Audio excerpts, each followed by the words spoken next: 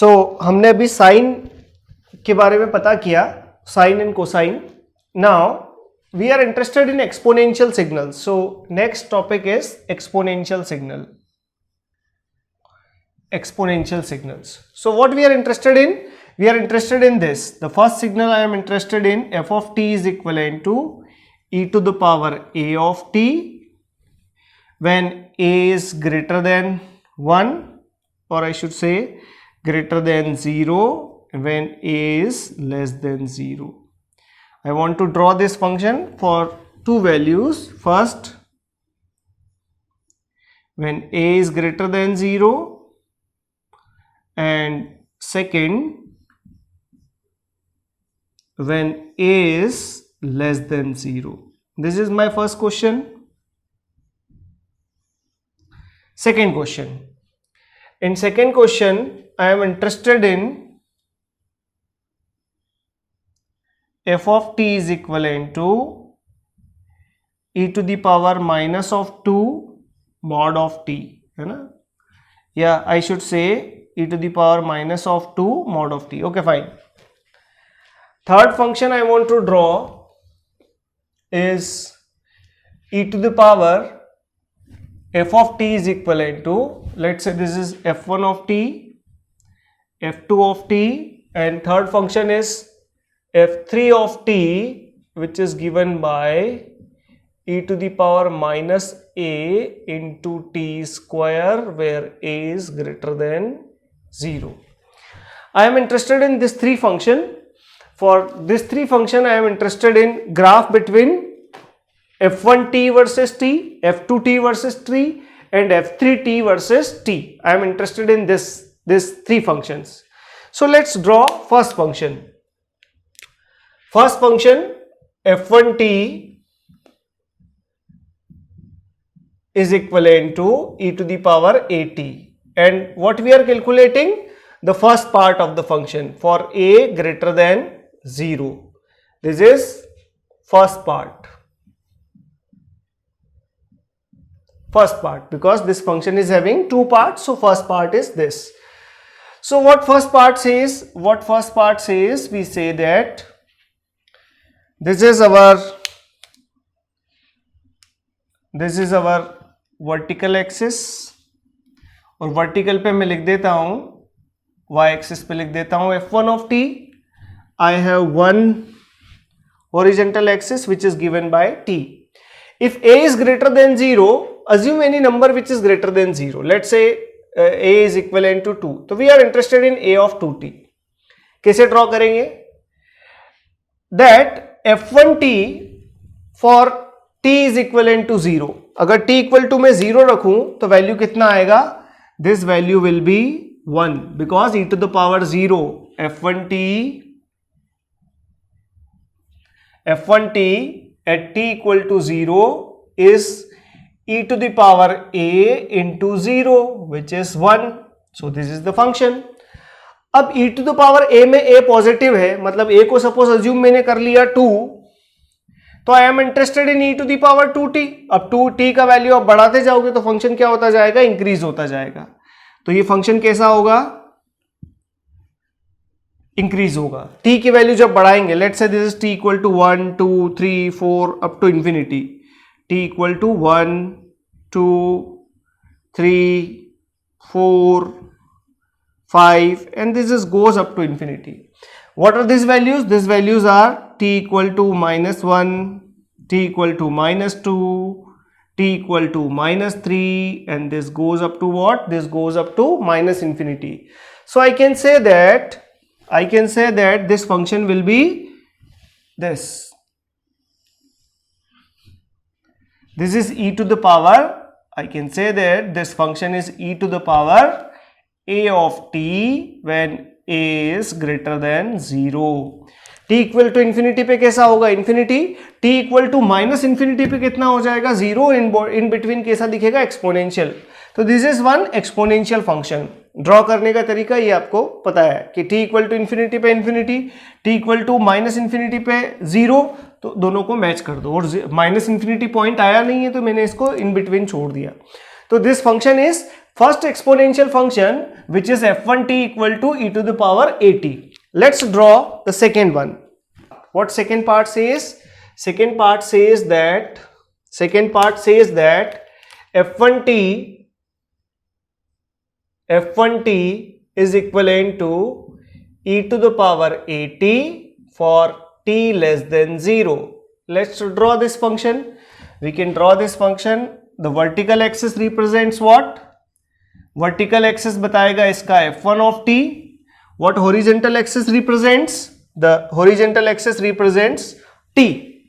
Now, if a is less than 0, let's say select one number which is less than 0. Not t less than 0, it's a less than 0. So I am selecting one number which is less than 0 and let's say a equal to -1. अगर -1 है तो मेरे पास जो graph बना है वो कैसा बनेगा? e to the power minus of t. अब क्या हुआ कि t का वैल्यू जैसे मैं 1 सिलेक्ट करता हूं तो ये फंक्शन बनता है t equal to 1, it is e to the power -1. e to the power -1 is 1 by e. e तो कोई नंबर है 2.4, तो 1 by 2.4, फिर 1 by 2.4 स्क्वायर, तो ये नंबर होता क्या होता जाएगा? कम होता जाएगा. Okay, what is the value at t equal to 0? Irrespective a is positive और नेगेटिव, t इक्वल टू 0 पे इसका वैल्यू कितना होगा? 1 होगा. तो t equal to 0, at t equal to 0 the value is 1. लेकिन t का वैल्यू जैसे जैसे मैं पॉजिटिव में बढ़ाता जाऊंगा, 1, 2, है ना, and let's break the scale, t equal to infinity. अगर मैं पॉजिटिव में वैल्यू बढ़ाता जाऊंगा तो ये क्या होता जाएगा? आई कैन से दैट, मैं ऐसा बोल सकता हूं कि अगर मैं वैल्यू बढ़ाता गया तो ये वैल्यू क्या होती जाएगी कि t इक्वल टू 1 पे वैल्यू होगा 1 by e, then 1 by e square, then 1 by e to the power infinity which is 0.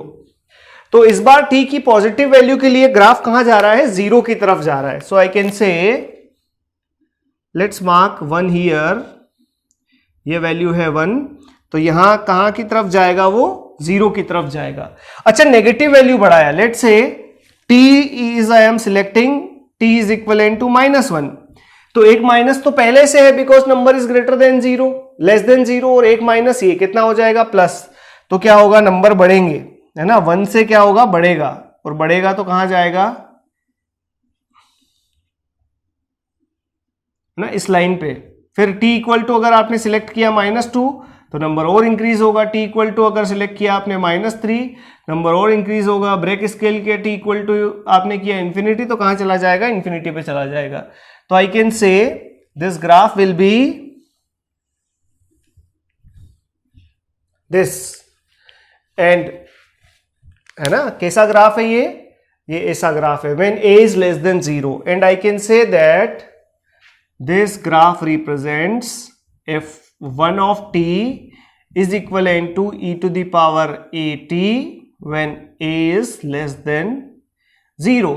तो a less than 0 होगा तो पॉजिटिव वैल्यू के लिए कैसा होगा? डिकेइंग. a greater than 0 हुआ तो इसका क्या हो जाएगा? Opposite. So this is first graph which is first function which is function between e to the power at and t. Let's see the next. The next function is e to the power -2 mod of t. So I can write this as a third function. I can write here. Third function is f3 of t, and which is given by e to the power -a t square for a is greater than 0. The next function is e to the power -2 of t. So I can say that f of 2t is equivalent to e to the power -2 mod of t. Okay, let's say f of t can be written as, f of 2t can be written as when t is greater than 0. तो mod क्या करेगा? Mod बाहर तो positive value निकालेगा. अगर greater than 0 number select किया तो फिर कैसा रहेगा function? e to the power -2t. कोई प्रॉब्लम नहीं है कि मॉड बाहर जो देगा वो पॉजिटिव नंबर देगा. लेकिन if you select t is less than 0, अगर आपने t का वैल्यू लेस देन सिलेक्ट किया तो इसको पॉजिटिव बनाने के लिए एक और नेगेटिव को मल्टीप्लाई कर देगा. तो कितना हो जाएगा? e to the power 2t. Again understand, जो मॉड है वो बाहर कौन सी वैल्यू देगा, आपको पॉजिटिव वैल्यू देगा। अगर t का वैल्यू 1 2 3 4 5 है तो फिर मॉड ऑफ t तो पॉजिटिव ही हुआ, तो ये पॉजिटिव फंक्शन ड्रॉ कर दिया। और t का वैल्यू लेस देन 0 पे तो नेगेटिव हुआ, तो नेगेटिव ये इसको बाहर पॉजिटिव देना है, तो नेगेटिव को और पॉजिटिव बनाने के लिए किसका मल्टीप्लाई करेंगे, नेगेटिव का मल्टीप्लाई करेंगे। तो दिस इज e⁻²t। मॉड के बाहर जो वैल्यू आएगा वो कैसा रहेगा, पॉजिटिव रहेगा। तो आपने सपोज -2 किया, तो -2 को माइनस में चेंज करने के लिए कितने से मल्टीप्लाई करना पड़ेगा, एक और माइनस से मल्टीप्लाई करना पड़ेगा। तो हमने कर दिया नंबर को। नाउ t ग्रेटर देन 0 पे क्या हुआ, ये e⁻²t, और t लेस देन 0 पे फंक्शन कैसा हुआ, e⁻²t। So I can say that the value of this function is given by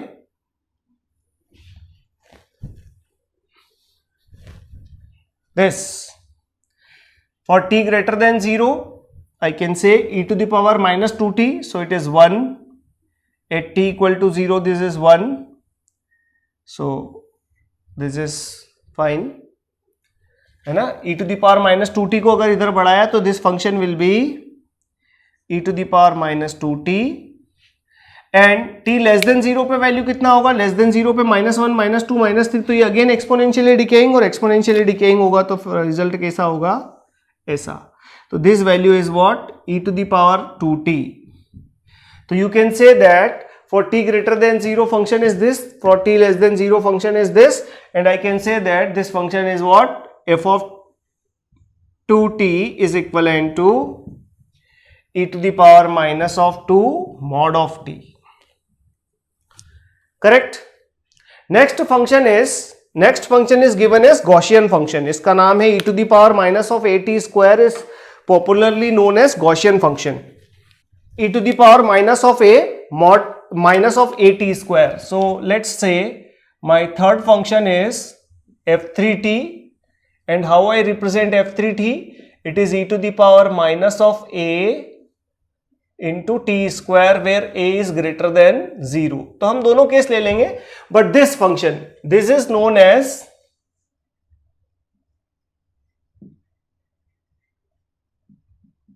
Gaussian function. कैसे ड्रॉ करेंगे Gaussian function को, let's say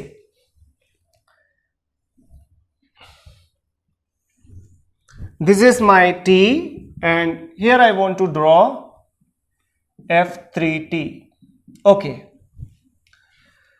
let's select some value of a greater than 1, greater than 0. Let's say a is equivalent to 1. So can I say the function is e⁻−(t²). f of t is equivalent to e⁻−(t²). पहली बात तो ये कि e⁻−t² मतलब यहां negative नहीं है, function के बाहर नेगेटिव नहीं है, तो ये नीचे नहीं बनेगा, ऊपर ही बनेगा function. Okay, what is f of 0? So I can say the value of f of 0 for the function is equivalent to e⁻−(0²), which says that it is 1. What is value of f of 1? I can say that f of 1 is e⁻−(1²), which is e⁻−1. Okay, what is value of f of -1? I can say that it is e⁻−1 minus into -1², again it is e⁻−1. तो हमने क्या देखा, हमने ये देखा कि value t equal to +1 हो या -1 हो, दोनों में एम्पलीट्यूड कैसा मिलेगा, सेम मिलेगा। So I can say at t equal to 0 the amplitude of the function is what, at t equal to 0 amplitude of the function is 1। And फिर 1 के बाद क्या होता है, एम्पलीट्यूड कम होता है। जैसे मैं बोलूं कि t इक्वल टू 2 पे e⁻², और यहाँ -4 है ना, at t equal to 2 I can say that at t equal to 2 the function is what, +2², and if t equal to -2, this is e⁻−2² केवल इसमें वैल्यू रखा है। तो मैंने देखा है कि यहां भी वैल्यू इसका कितना आया है, e⁻4, और यहां भी वैल्यू कितना आया है, -4। तो मैं ऐसा बोल सकता हूं कि मैं प्लस वैल्यू लूं या माइनस वैल्यू लूं, वैल्यू मुझे सेम मिलेगा। सो आई कैन से कि जैसे जैसे t का वैल्यू बढ़ाएंगे, लेट्स से दिस इज 1 2 3, तो वैल्यू क्या होता जाएगा, कम होता जाएगा। And this is same for negative side कि जो वैल्यू 1 पे है वही वैल्यू का प्रोजेक्शन आप यहां ले लो, वो वैल्यू भी ट्रू है, तो -1 -2 -3 यहां भी वैल्यू सेम रहेगा and you can say that this is a Gaussian function.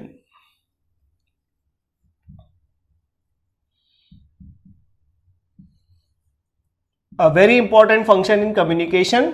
हम बात करेंगे इसके मीन के बारे में, बात करेंगे इसके स्टैंडर्ड डेविएशन के बारे में, but this is Gaussian function जो इन्फिनिटी या माइनस इन्फिनिटी पे 0 हो जाएगा, t इक्वल टू 0 पे कितना रहेगा, 1 रहेगा. This is a Gaussian function.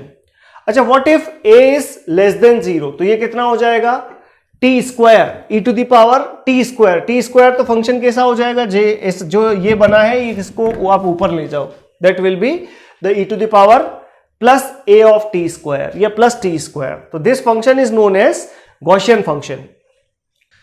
Okay, so next class of function is known as sampling function. This function is known as sampling functions. So first sampling function is f of x is equivalent to, or also known as sampling of x is equivalent to sin of x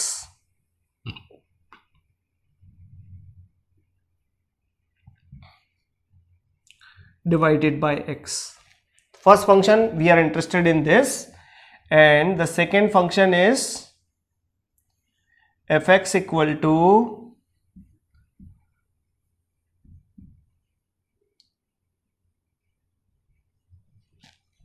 sinc of x, which is given by sin of pi x divided by pi x. We want to draw this.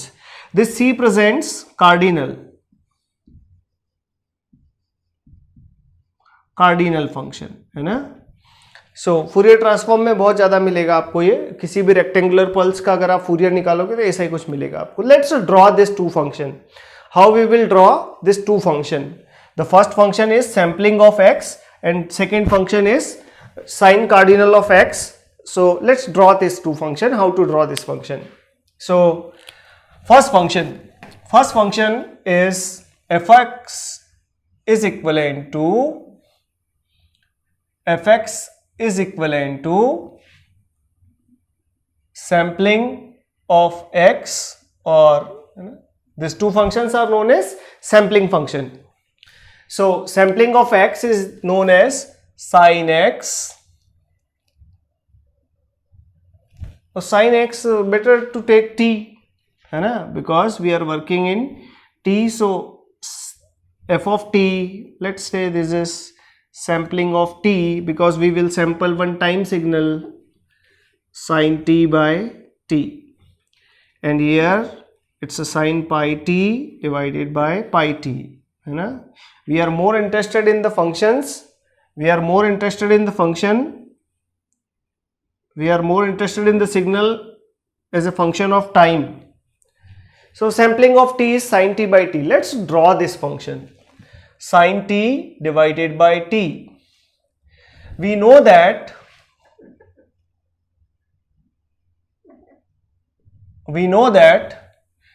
f of t, when t is approaching to 0, t is equivalent to 0. I can say this is sin 0 divided by 0, and sin 0 is divided by 0, not defined. तो t equal to 0 पे not define है, 0 by 0 form आया है, indeterminate form आया है, तो क्या करें, इसको हम कर देते हैं, लगा देते हैं एल हॉस्पिटल है ना. तो we will apply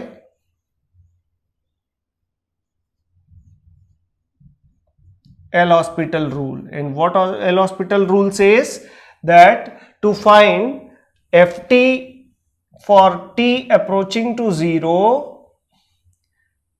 you have to if ft is given by let ft is given by g of t divided by h of t, then we can write ft for t approaching to 0, and this is 0 by 0. Then I can say f of t for t approaching to 0 is given by derivative of gt divided by derivative of h t at t equal to 0। चलो कर लेते हैं। What is differentiation of sine t? Numerator का अलग differentiation, integration denominator का अलग differentiation, साथ में नहीं। So this will be cos of t and this will be 1। So what is cos of 0? Not infinity, at t equal to 0, cos of 0 is equivalent to 1। तो इस function का value जो आया है मेरे पास cos 0, और cos 0 का value आया है 1। तो this is idea for the question कि आप जब भी 0/0 का फॉर्म आ जाए तो we will apply L'Hospital rule. अब देख लेते हैं बनेगा कैसे फंक्शन। तो जरा देखिए बनेगा कैसे function. So we know that f of t when t is approaching to 0 the function is having value 1. So let's draw this. This is my vertical axis. Then I have one horizontal axis t. We know that कि एक function तो ऐसा है मेरे पास sin t जो -1 to +1 के beyond नहीं जा सकता, और दूसरा फंक्शन कैसा है? दूसरा फंक्शन है ऐसा, है ना, yt इक्वल टू टी। कैसा फंक्शन है? yt t is equal to t, है ना, दिस इज t।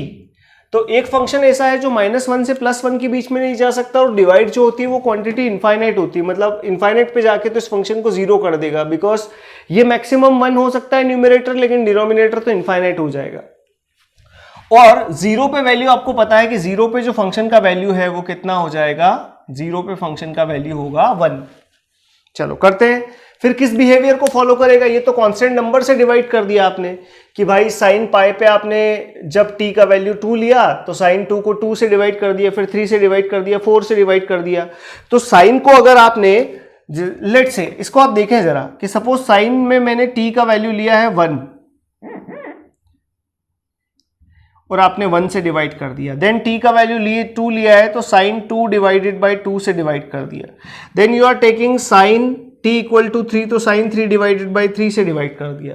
तो ये जो बिहेवियर फॉलो करेगा फंक्शन, वो किसका बिहेवियर फॉलो करेगा? साइन का। लेकिन आगे जाते जाते इसके एम्पलीट्यूड्स क्या होते जाएंगे? कम होते जाएंगे। तो कैन आई से दिस फंक्शन विल बी, ये जो फंक्शन होगा ये कैसा होगा? This is sampling of t और f of t is given by this, फिर साइन बनेगा तो ऐसा, फिर अगली बार एम्पलीट्यूड कुछ और कम हो जाएगा, है ना, जैसे जैसे आगे जाएंगे एम्पलीट्यूड कम होता जाएगा। ये कम हुआ, और आगे गए तो एम्पलीट्यूड का क्या होगा? और आगे गए तो एम्पलीट्यूड और कम हो जाएगा, और आगे जाके कितना हो जाएगा? 0 हो जाएगा।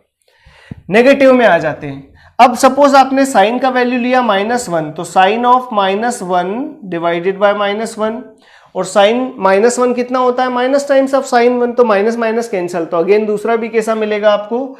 The second you will get in positive same.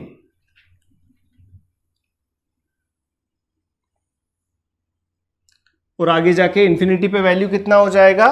t equal to infinity पे वैल्यू हो जाएगा इसका 0, t इक्वल टू -इंफिनिटी पे भी वैल्यू हो जाएगा 0। इसमें क्या निकाल सकते हैं हम? We can find this points, this 0 crossing points हम निकाल सकते हैं इसके। और 0 क्रॉसिंग पॉइंट कौन कौन से होंगे? ये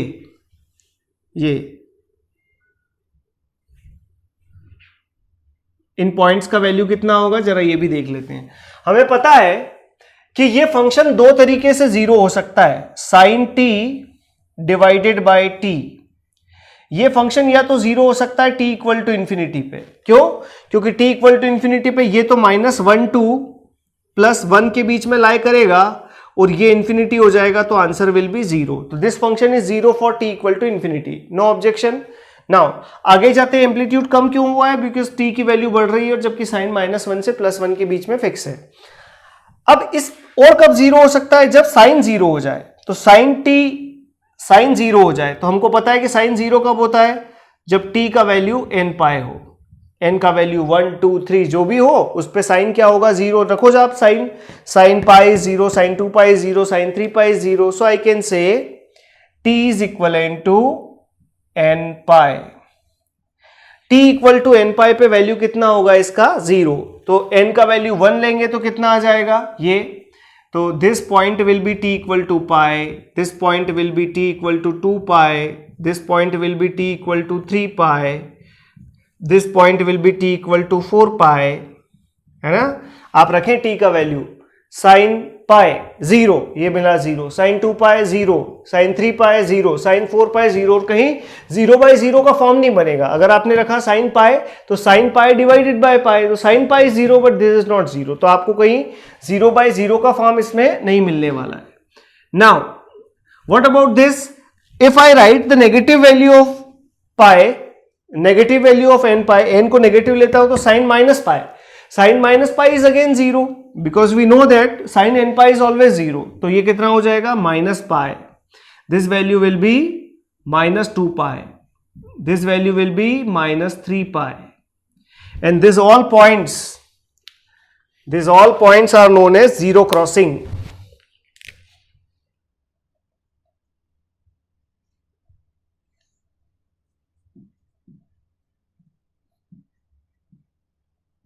These points are known as zero crossing points.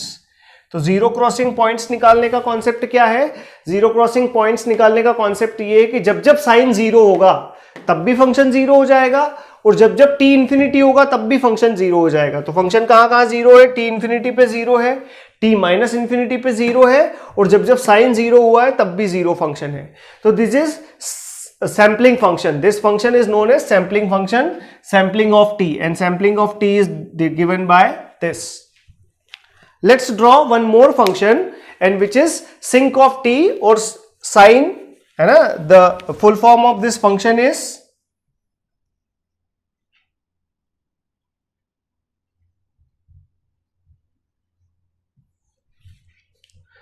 now let's see how this function will work. How we can draw sinc of t? So sinc of t is given by sin pi t divided by pi t.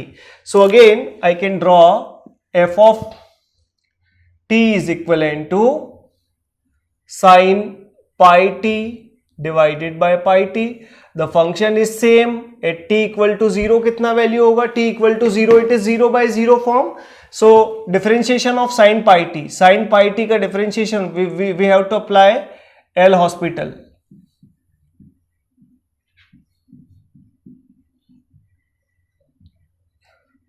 Because this makes 0/0 at t equal to 0.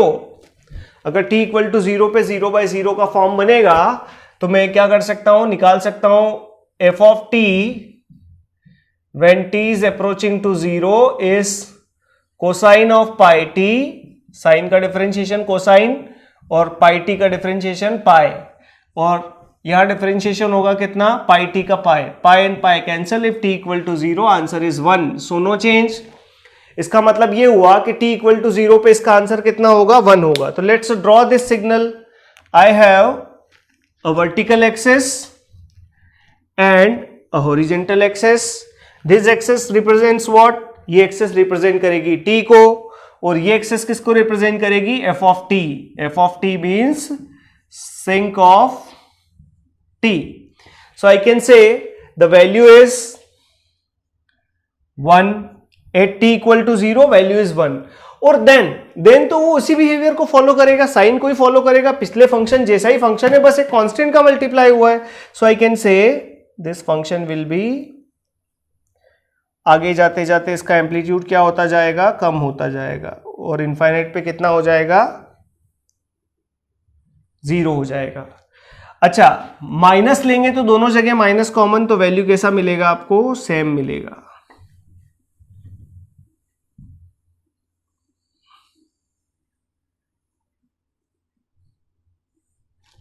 This is value, this is sinc of x, और I should say this function is sine of pi x pi t divided by pi t। Now ये function 0 कब कब होगा, 0 कब कब होगा, sine pi 2 पाई 3 पाई पे 0 होगा। देखो जरा, एक तो t इक्वल टू इनफाइनाइट पे 0 है, तो मैंने t इक्वल टू इनफाइनाइट और माइनस इनफाइनाइट पे कितना कर दिया इसको, we can say that this function is 0 for t equal to infinite, so at t equal to infinite function is 0, और I can say at t equal to minus infinite function is 0. Now what are the zero crossing points of this signal? इस रखो t का value 1 रखा तो कितना आया sin पाई, तो मुझे बोलना चाहिए कि इसका वैल्यू कितना आएगा 1, क्योंकि sin पाई 0, आपको पता है ना sin n पाई हमेशा 0 होता, तो मैं ऐसा लिख सकता हूं pi t is equivalent to n pi, तो पाई एंड पाई कैंसिल,